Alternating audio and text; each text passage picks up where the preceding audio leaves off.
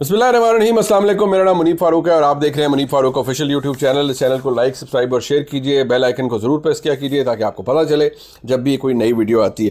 अच्छा जनाब, अब सूरत हाल हमारे सामने है।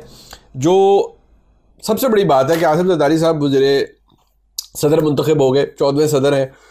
सबसे ज़्यादा मैंने पहले भी कहा था कि जो निज़ाम में बेनिफिट किया है वो आसिफ ज़रदारी साहब ने किया है। किस तरह किया और क्या होगा ये मैं आपको बताऊँगा। एक फ़ैसला किया गया है जो कि पंजाब हुकूमत ने किया है, मरीम नवाज शरीफ ने किया है और उसका ताल्लुक बहुत बड़ी जगहों से है। वो फैसला क्या है वो कुछ देर में मैं आपको बताऊंगा, लेकिन उससे बहुत कुछ होगा। तहरीक इंसाफ ने एहतजाज किया, कुछ लोगों को राउंड अप किया गया, बाद में रिलीज़ हो गए। लेकिन ये एहतजाज क्या ऐसे ही चलता रहेगा, होम्योपैथिक किस्म का, और मामला चलते रहेंगे, ये भी मैं आपको बताऊँगा। लेकिन जो आंखें खोल देने वाली चीज़ है वो बेसिकली वो सर्वे है जो कि गैलप पाकिस्तान ने किया है। और इससे मुस्लिम लीग नून को पहले भी अंदाज़ा था, लेकिन अब तो चले जैसे तैसे एस्टेब्लिशमेंट के ज़ोर पर उन्होंने हुकूमतें बना ली हैं। लेकिन जो असल हालात हैं वो हमारे सामने हैं।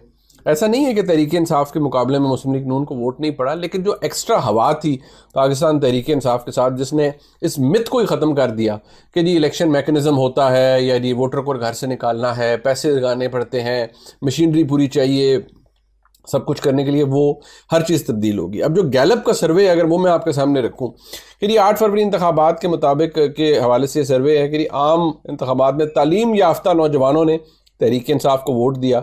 नाख्वानदा और मिडिल पास वोटर्स में नून लीग और पीपल्स पार्टी के ज़्यादा हिमायत मिली। अब ये सर्वे है, सैम्पल साइज़ आपको पता है कोई बहुत ज़्यादा नहीं होता, लेकिन चले एक आपको थोड़ा सा एक टेस्टर मिल जाता है। पीटीआई के 41% वोटर्स में 18 से 24 साल के लोग हैं। ये वो लोग हैं जो 2000 से लेकर 2000 में जिनकी पैदाइश है और अब यानी कि बिल्कुल जो टीन्स में, लेट 18 में, लेट 20s में, अर्ली 20s में, और या टीन एजर्स जो ऑब्वियसली जिनका नया नया शनाख्ती कार्ड बढ़ता है, जिनके पास राइट टू वोट आता है, उनको ज़ाहिर बात है इमरान खान जनाए कौन, फिर ज़ाहिर बात है उनको पाकिस्तान की तारीख, पाकिस्तान की सियासत, बहुत सी साजिशों का, ज़्यादातर ज़ाहिर बात है बहुत सी चीज़ों का इदराक नहीं होता। और जवानी के अंदर ऑब्वियसली एक ये भी होता है कि ये एक ऐसी बात है जिसमें हमारे बहुत से लोग नाराज़ भी रहते हैं, लेकिन वेल रेड लोग कम होते हैं और उनको बहुत सारी चीज़ों का नहीं पता होता। टिकटॉक का ज़माना है, जो चीज़ बस टिकटॉक पे चल रही है और जो चीज़ चल रही है हकीकत, फैक्ट्स, बैकग्राउंड, हिस्ट्री, उनको कख पता नहीं होता। वो बस उसी लहर पे चलना होता है। तो ठीक है, वो उनका राइट है और जिस मर्ज़ी को वोट देंगे, उनका पूरा इख्तियार है उनका। और नून लीग के को इस तबके से 21% वोट मिला, जबकि पीटीआई को 41 मिला है। जो बैचलर्स और मास्टर्स डिग्री रखने वाले में 35% जो हैं उन्होंने पीटीआई को वोट दिया है। नून लीग को 15% और 10% ने पीपल्स पार्टी को वोट दिया। यानी कि जो एजुकेटेड क्लास है, जिन्होंने बैचलर्स है, एजुकेटेड क्लास मीन्स जिन्होंने बैचलर्स किया हुआ है, जिन्होंने मास्टर्स किया हुआ है, ओवरऑल अगर आप अपने इर्द गिर्द देखें तो पाकिस्तान तहरीक इंसाफ का सपोर्ट बेस, ये हैरानी वाली बात थी नहीं कि वो ज़्यादा है, वो बिल्कुल था। हाँ, इसका ताल्लुक मुख्तलिफ चीज़ों से है कि वो इंतखाब जीत पाए या नहीं जीत पाए, या उन्होंने क्या किया और उनके साथ क्या हुआ, वो एक और बात है। अब अगर देखा जाए कि नाख्वानदा अफराद में बताया जाता है कि नून लीग और पीपल्स पार्टी को वोट बैंक उनका ज़्यादा है। 29% ने नून लीग और 23% ने पीपल्स पार्टी को वोट दिया। पीटीआई 21% नाख्वानदा अफराद का वोट हासिल करने में कामयाब हुई। वही ज़ाहिर बात है, फिर देहात में कई दफ़ा आ जाता है ना नाख्वानदगी है, और एक चीज़ जो एक एलिमेंट मौजूद होता है, ये सबको पता चलता है वो क्या है। तो बेसिकली जनाब ये सूरत हाल है, ये उसमें से निकला है। अब इससे कम से कम एक ट्रेंड आपको पता चल गया है। अब मिडिल क्लास अफराद में 31% का वोटर्स जो है वो नून लीग, जबकि 26% पीपल्स पार्टी पीटीआई और 15% ने पीपल्स पार्टी को वोट दिया। अब सर्वे के मुताबिक ये है, इससे आपको एक अंदाज़ा हो जाता है। लेकिन क्या ये चीज़ें ख़त्म होने जा रही हैं? ऐसा कुछ नहीं हो रहा, ये ट्रेंड अपनी जगह मौजूद रहेंगे। अब जनाब मैं आपको ज़रा वो बता दूं कि जो फ़ैसला है, फ़ैसला ये नहीं कि मुस्लिम लीग नून ने ये फ़ैसला किया है कि हम पे बड़ा प्रेशर है वोटर का, और हम अगर दब जाएंगे और हम किसी भी एहतजाज को ज़्यादा पनपने देंगे या बहुत ज़्यादा बड़ा बनने देंगे, या हम बिल्कुल ही रिस्पॉन्ड नहीं करेंगे और पंजाब हुकूमत बिल्कुल बड़ा लूक वार्म किस्म का रिस्पॉन्स देगी एहतजाज के ख़िलाफ़ या सब कुछ, तो जी उससे हमारे वोटर का बड़ा प्रेशर होता है कि जी आप पे तो ऑलरेडी एक चीज़, एक परसेप्शन बन रहा है कि आप तो मैंडेट आपको मिला ही नहीं है और आप ऐसे ही बैठ गए हैं, तो आप जहाँ आपको गाली पड़ती है आप उसको रिस्पॉन्ड करें, जहाँ जिस ज़बान में आपसे बात की जाती है उसी ज़बान में गुफ्तगू करें। ये वो चीज़ है जो कि PMLN के अंदर अब इसके ऊपर कंसेंसस है कि जी बिल्कुल होगा। और पाकिस्तान की एस्टेब्लिशमेंट का, पाकिस्तान के इदारों का भी ये है जी कि जहाँ आपको लगे कि जहाँ लॉ एंड ऑर्डर की सिचुएशन पैदा हो रही है वहाँ पर सियासी तौर पर इंगेज, पता नहीं हुकूमत करती है या नहीं, लेकिन बाय फोर्स इंगेज करने का जो एक सिलसिला है वो शुरू होगा। और वो आपको नज़र भी आ रहा है। अगर देखा जाए आज तहरीक इंसाफ का एहतजाज हुआ, कितना कामयाब कोई एहतजाज हुआ, कोई ऐसा नहीं है कि जी सड़कें भर गई, वोट करने लोग निकले, लेकिन ओवरऑल लोग डरे हुए हैं। लोग उस तरह एहतजाज के लिए बाहर ज़्यादा तादाद में नहीं निकलते। इस्लामाबाद हो जाए, कहीं हो जाए, कराची के अंदर मैंने पता किया हमारे रिपोर्टर से, उन्होंने भी कहा कि अली मादिल शेख साहब एक जगह तक आए कि छोटा नंबर था लोगों को, उन्होंने तकरीर शीर की, ख़त्म हो गई, सब कुछ चले गए।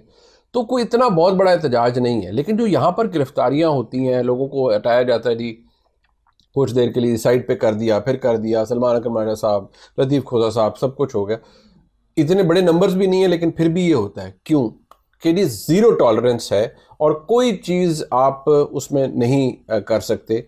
जबकि ये कहा गया है सूबाई वज़ीर इत्तलात की जानिब से कि जी तमीज़ के दायरे में एहतजाज करेंगे तो ठीक है, अगर ज़रा भी तमीज़ के दायरा से बाहर निकला जाएगा तो फिर हुकूमत अपना रास्ता लेगी और कानून अपना रास्ता लेगा। और वज़ीर आला पंजाब ने तो कह दिया है कि जी बड़े रूथलेस किस्म का अकाउंटेबिलिटी होगी। तो जो होगा वो हमारे सामने है।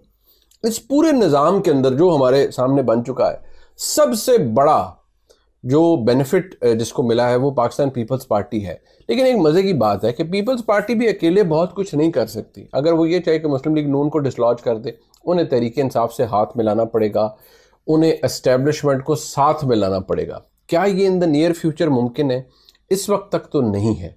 लेकिन आसिफ जरदारी साहब प्रेसिडेंसी के अंदर मौजूद हैं, तो आसिफ जरदारी साहब के अंदर ये सलाहियत मौजूद है कि वो लोगों से बात भी कर सकते हैं, लोगों को इंगेज भी कर सकते हैं। और PTI तो इस वक्त तलाश कर रही है कि हमें कहाँ से कोई रिलीफ मिले, कहाँ से हमें इतना मौका मिले कि हम इक़्तिदार के अंदर आएँ। और याद रखिए, पीपल्स पार्टी और PMLN इनका आपस में ये बड़ी कोई मफाद का इत्तेहाद है, कोई लव लॉस नहीं है दूसरा एक दूसरे के लिए। इनके पास जब मौका मिला ये एक दूसरे को के साथ लड़ेंगे भी, एक दूसरे के खिलाफ साजिशें भी करेंगे, एक दूसरे की टांगें भी खींचेंगे। ये भी जहन में रख लीजिए। और ये बात सब जगह मौजूद है। और मज़े की बात यह है कि आने वाले दिनों के अंदर बहुत कुछ होगा। ये साल तो चलें जैसे तैसे लग रहा है गुजर ही जाएगा, अगला साल बहुत अहम है। अगले साल के अंदर फिर वो 2022 वाली कैफियत आएगी जहां बहुत बड़े बड़े और अहम फैसले होंगे। क्या हुकूमत ऐसे ही चलेगी? जिस निज़ाम के अंदर जितना इन्वेस्ट किया जा चुका है ये सिलसिला ऐसे चलेगा? इस निज़ाम में कोई तब्दीली आएगी? इमरान खान के लिए कोई जगह गुंजाइश निकलेगी? अगर जगह और गुंजाइश निकलनी है तो वो इस साल के अंदर निकलना लाजमी है, क्योंकि अगला साल इस साल यानी 2024 जैसा नहीं होगा। उस साल के अंदर कुछ और बहुत सी चीज़ें होंगी जिनके बारे में आपको, आप पढ़े लिखे लोग हैं, आप सब बहुत ज़हीन है, आपको अंदाज़ा है, लेकिन मैं उनके बारे में ज़्यादा बात नहीं करूँगा। आप खुद नुक्ते जोड़ सकते हैं, आप बहुत ज़हीन लोग हैं।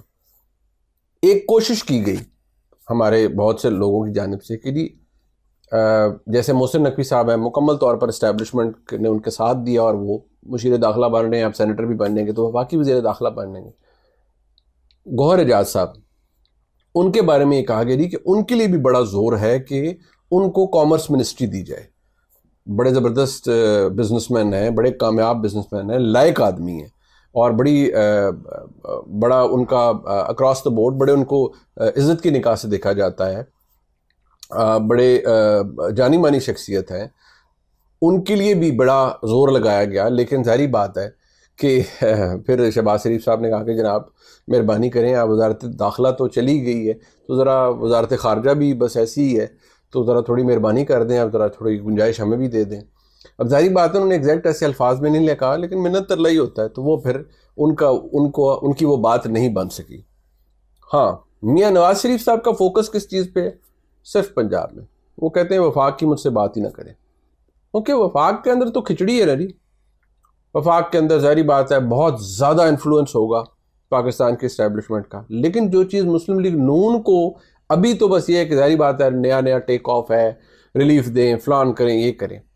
आने वाले दिनों के अंदर बहुत ज़्यादा प्रेशर आएगा मुस्लिम लीग नून पर पंजाब के अंदर, और वो प्रेशर सिर्फ ये नहीं होगा कि गवर्नेंस करें या डिलीवर करें या सब कुछ, वो तो मुस्लिम लीग नून ने अपने लिए करना है और बहुत सी चीज़ों के लिए।